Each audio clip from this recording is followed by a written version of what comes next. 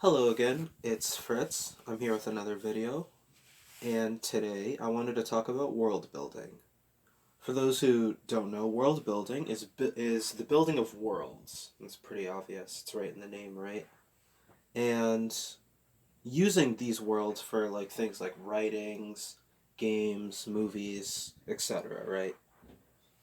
Basically, world building is just kind of just creating like settings for your characters to do things in. And when it comes to world building, there are many things that need to be considered, right? You have to look at the history of the world, where it actually is. Like, is it in a forest? Is it in a city? Is it in a campsite? Is it in a house?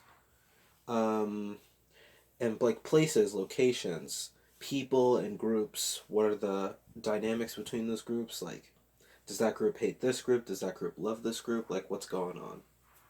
And this video, I'm just going to be giving some advice to those who want to start world building for beginners, just giving some of my advice out. I would say the best piece of advice, or the one thing that we're going to go off of right now, is build your world one noun at a time. What do I mean by that, right? So you take like a noun, a person, place, or thing, and you build off of that one noun, and like just see where it goes, right? So let's say we have a candle. A candle, right? Where is this candle? Oh, it's in a church. And then so what is what are the candles doing in this church? Well, there's a big altar and there's a ton of candles everywhere. And that's how you start world building. It's like, so well, who lit these candles? And then you go from there. So the main takeaway is build your world one noun at a time.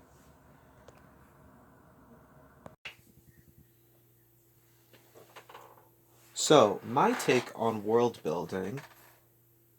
Oh, so here's my take on world building. When I start world building, I usually start way too large, just way too big, right? I tackle way too many things at the start. And I think the key to good world building is keeping it very small. When I usually do it, I think way too much about it. And I make the mistake of starting at the beginning of the universe, like the beginning of everything, right? And I start creating like all these massive events and these gods, and that can work for some properties, but that's not definitely not like the basis of what you should be doing. I think starting at the very beginning of your universe is probably way too much, because if you do that, then you have to create all the events that lead up to the point where you actually want to start the story. Like if you're going to write a mystery story about somebody in Chicago in the 1950s or whatever, like it wouldn't make sense to start world building a story like that from the beginning of time. It's like start very small. And actually start at the place where you want it to be, already have the setting and time period in mind, and then just start building around that. All the other stuff that really can wait. It's like if you take all of that time trying to, you're just gonna burn yourself out if you try to start from the very, very, very beginning and micromanage and do every single detail, because that just won't work.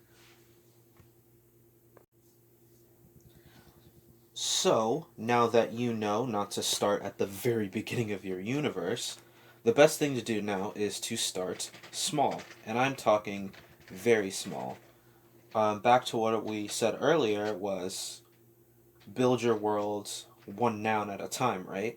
So choose a noun, a person, place, or thing that you want to start creating for your world, right? So in my example, I came up with a name, Cream, right? And Cream is a dog. And it's just like that standpoint alone, if you already have so many different ideas popping out from Cream the dog. It's like, okay, so where does Cream live? What kind of dog is it, right? Do they have an owner? Stuff like that. So for this little example, let's say Cream lives with her owner in the woods, right? Now we have even, like, now we've doubled the possibilities now. Now we have, okay, how did Cream and her owner meet? What's the name of the owner? Let's say his name is Lenny, right? Or, let's make it funny. His name is Whip, right? He goes by the nickname Whip. So you got Whip and Cream. That's pretty funny. So you got Whip. So you got Whip the person and Cream the dog. And where do they live? Like, do they live in the suburbs somewhere? Do they live in the woods? Do they live in a castle? Do they live in space? Like, where is it?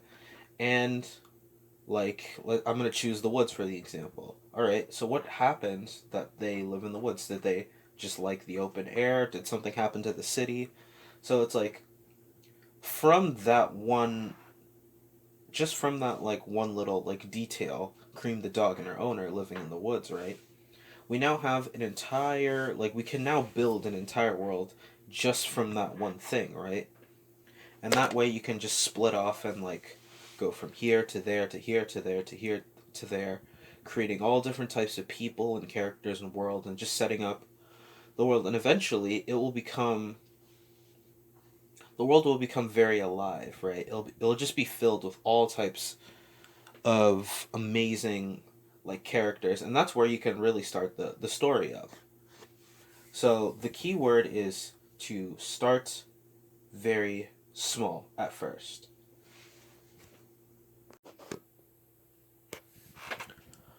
So, in conclusion, when world building, build your world one noun at a time.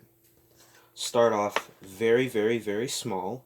Just come up with a concept, or don't really come up with a concept. Just come up with an idea and then just see how it flows, like, naturally. Don't try to box yourself in, just see how the worlds change over time. And eventually you'll just come up with the most amazing, beautiful worlds possible, right? So really just, like, think of it as, like, just growing a plant. Just put the seeds in and then just see how it builds up. So thank you for watching. I really appreciate it. Keep your head above water.